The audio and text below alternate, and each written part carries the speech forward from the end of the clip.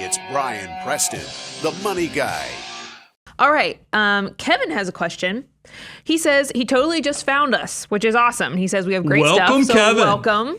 Welcome. He says, what would you say for people that didn't start with the FOO? So they're just being introduced to financial order of operations. And so they've kind of jumped around. You know, maybe they don't have some of the earlier steps done, but they've jumped into some of the later steps.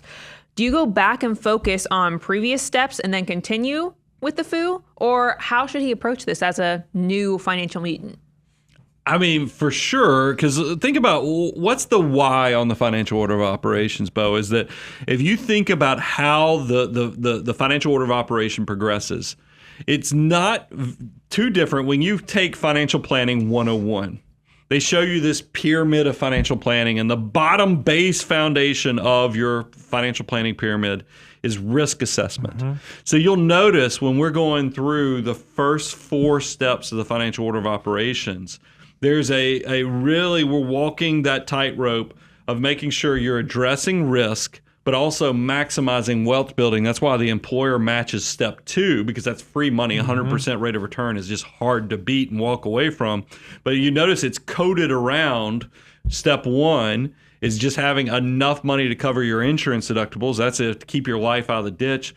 Step 3 is making sure that you pay off that punitive debt, like the credit card debt or interest debt that is so high that you're not even making that on your investment. So we got to get that stuff out of here. And then, of course, step 4 is taking your emergency reserves to a level that they now can protect you no matter what comes your way, whether it's a job loss or anything else.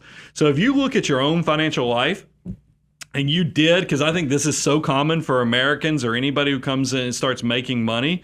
If you didn't grow up in a financial household or somebody to model what good financial management looks like, you might be all over the place. You might have started off with, you bought a crypto this month because somebody, you met at a cocktail party. You might have gone ahead and now you're strapped with rental property because somebody told you that's a great way to build passive income, and you don't even have 3 to 6 months of cash reserves. You've got to kind of rectify so that you can do money in a very efficient way so that you don't get sidetracked. Because the financial order of operations is structured in a way to help protect you, insulate you from risk, but also help you maximize after that risk is kind of minimized. Brian, I'm not a big golfer, so I'm going to talk about this. I'm going to use a golf analogy. I love playing golf. I'm just not very good at it. But we've got those friends.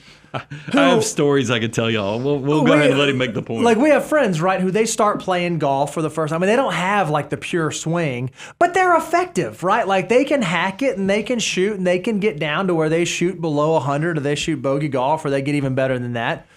But then they're like, hey, I want to start. I've reached a point where I can't do any better. And so oftentimes what they'll do is in order to be able to move forward, they got to kind of go back to the basics. They got to go pick up those things they did not pick up. Now, because they started and they've played some golf and they're all over the place, they may work through those early stages, those early steps very, very quickly. And it may come very easy to them. They may be able to fast track through the process, but it does make sense to go back to the basics, to go back to the fundamentals, to go back to the building blocks. That's exactly what the financial order of operations is. If you've been doing some financial stuff and you've even built some wealth up to this point, there's a good chance that you've covered your deductibles. There's a good chance that you are getting your employer match. But maybe you didn't pay off the high interest debt before you started doing something else. And so if you go back and just make sure you're ticking those boxes, you may be able to work through those steps pretty quickly, but it will at least let you know that you're not missing anything. There's nothing that's slipping through the cracks that you need to make sure that you go and shore up. I'm going to go on a sidebar here. We're going to talk about golf, aren't we? I had a feeling we're going to talk about the golf. content team might delete this because all I could hear is after this question started. So you started talking. I can literally see the wheels in your head turning. My friend who play golf, because by the way, Bo, just so y'all know, Bo's a gifted athlete. Played college baseball and other things. So and I've played on softball teams with him and stuff where he's just gifted. And he won't brag about that, but he's a gifted athlete. But there are limitations to this whole gift. And the fact that when we played golf the first time, because and it probably makes sense for me to give you the doctrine of when did you start playing golf, is because anytime I play with somebody who shoots in the 70s, and I do this for my own entertainment, I say, when did you start playing golf? Because I have found, it's rich kids. It's I don't mind saying it. It's kids who, because it's usually this person grew up and their dad took them out golfing, or the family did, when they were 3, 4, 5 years old. Yep.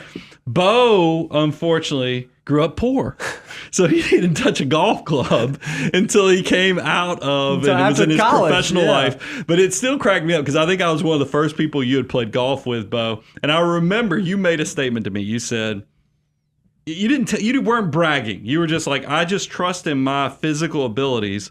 I'm going to get really good at golf. And I think that's because you'd always done athletic things and you had been able to overcome them. But I knew better because I had already been trying to play golf myself as a poor kid who now had taken up golf. I knew that the best a poor kid can hope. Now, there's one exception. I have a guy I grew up with named Robert Murphy, who I don't think he played until adulthood, but he became a scratch golfer just because his sheer athleticism did overcome the process. But Bo, I enjoyed playing with him because I could see the frustration and the realization that his raw athleticism was not going to overcome this sport. It does nothing for me. That just is it's cooked into the recipe. Look, I know you guys are probably going to leave me some comments. But because my analysis is not scientific, but I've known, and what's funny is I'm sitting here thinking about, I'm like, oh, Katie's married to like a golf pro, so it's I was going to ask when did Cade start playing golf? We'll test this theory even more, and maybe I shouldn't be on a show saying this live, but it's my own little theory of golf and the doctrine of when people started playing golf. I love it. Reeby, anything you want to add to that? It's true. I thought that I would will myself into. Here's a joke I was made. Hey, I got 40 years to get on the senior tour.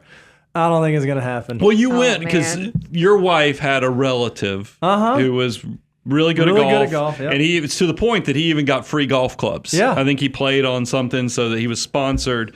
He sent you a set of clubs to engage you on your journey towards this sport of golf. And that's when you made that statement. You're like, I'm going to get good at this. I'm going to be. My goal is to be this good of a golfer. And I just chuckled because I had already 14 years head start on you. That this sport will humble you in ways that you have no idea. I find golf very difficult. Let's just say I am not a skilled golfer. So it looks so easy on TV. I love the confidence that you.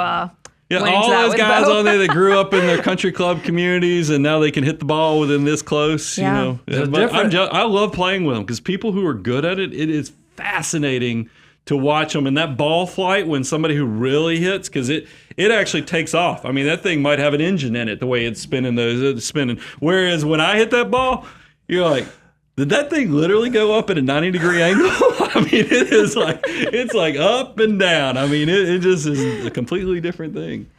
Well, got some golf Sorry, answers Kevin. for you free That's of charge. probably going to get edited. I love it. I don't know. I wonder if that will make it into that clip. It's probably going to get edited. Probably. But all that to say, Kevin, welcome to the Money Guy Show, and thank you for your question. Email Katie, Katie, @moneyguy.com. I'm so sorry. I love it. This is why I'm a hot mess. Nobody would not make it anywhere else in society if I didn't own the show.